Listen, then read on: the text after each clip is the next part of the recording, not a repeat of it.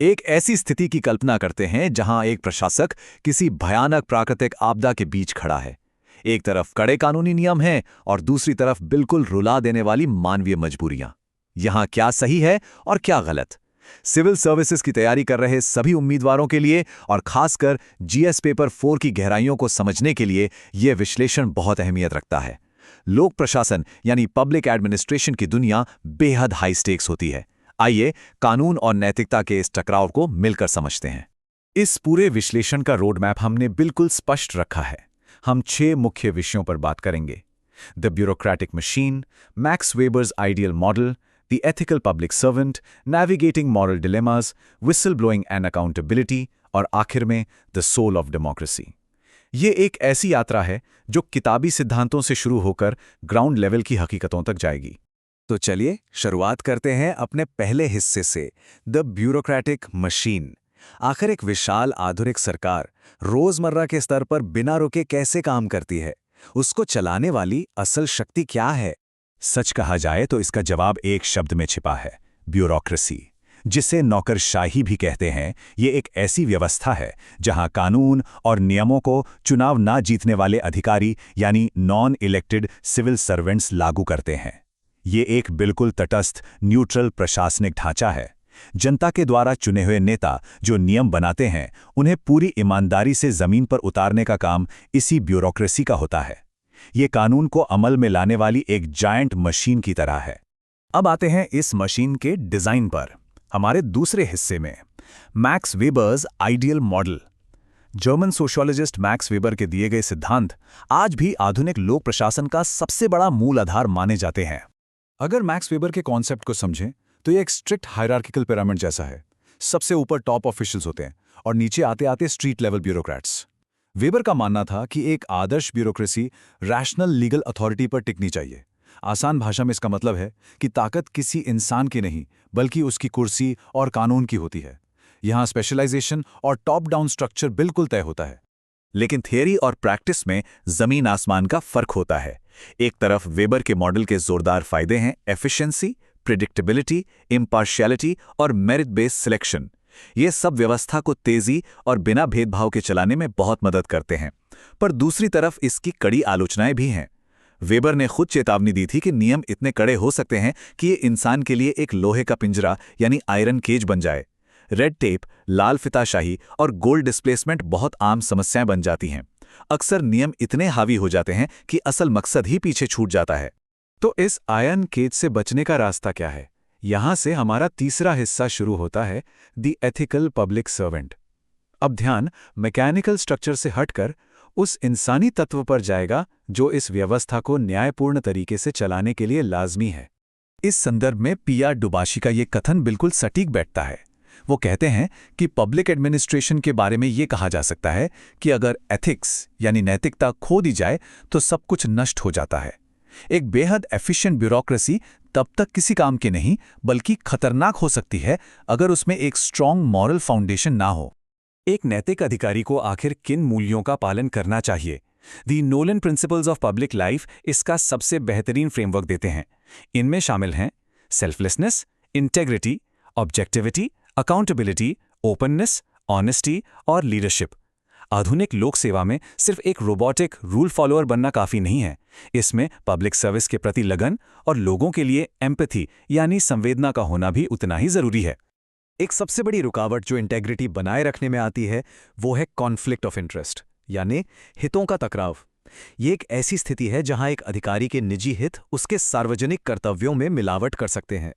जनता का विश्वास बनाए रखने के लिए यह बेहद जरूरी है कि पब्लिक ऑफिशियल्स ऐसी स्थितियों को पूरी ट्रांसपेरेंसी के साथ मैनेज करें और अपने निजी फायदे को हमेशा पीछे रखें।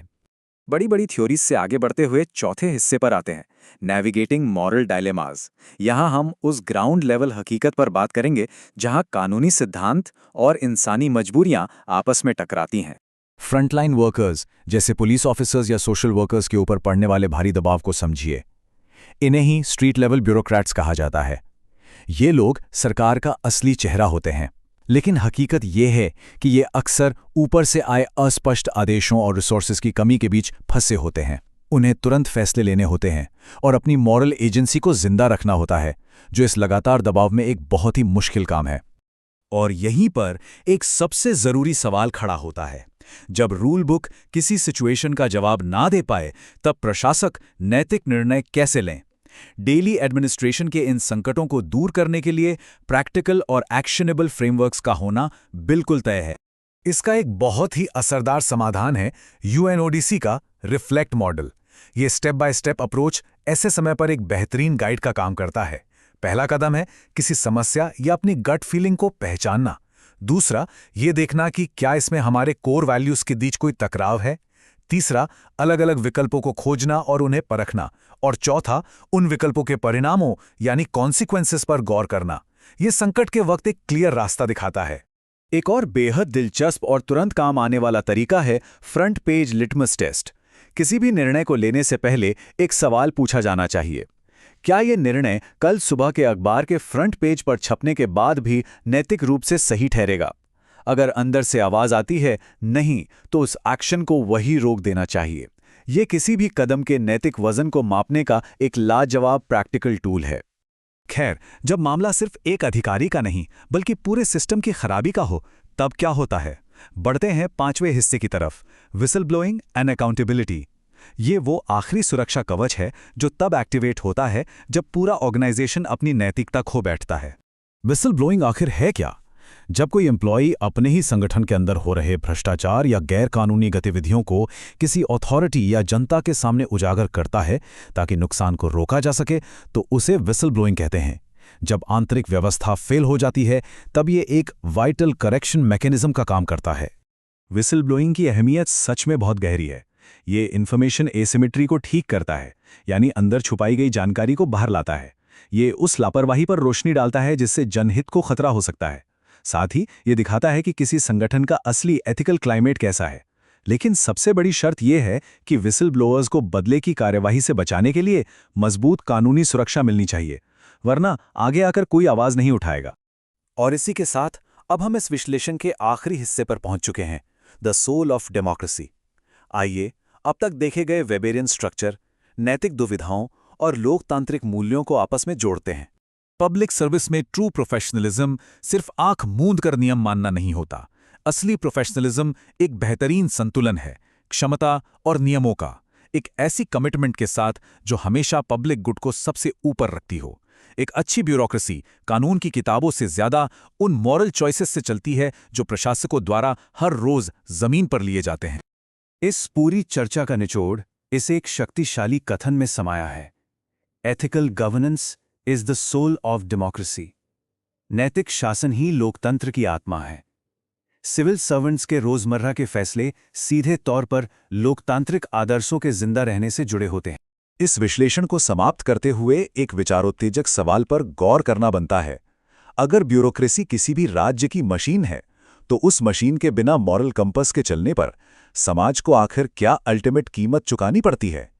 ये एक ऐसी सोच है जो भविष्य के हर पब्लिक सर्वेंट को अपने सफर और अपनी भूमिका पर गहराई से विचार करने पर मजबूर करती है।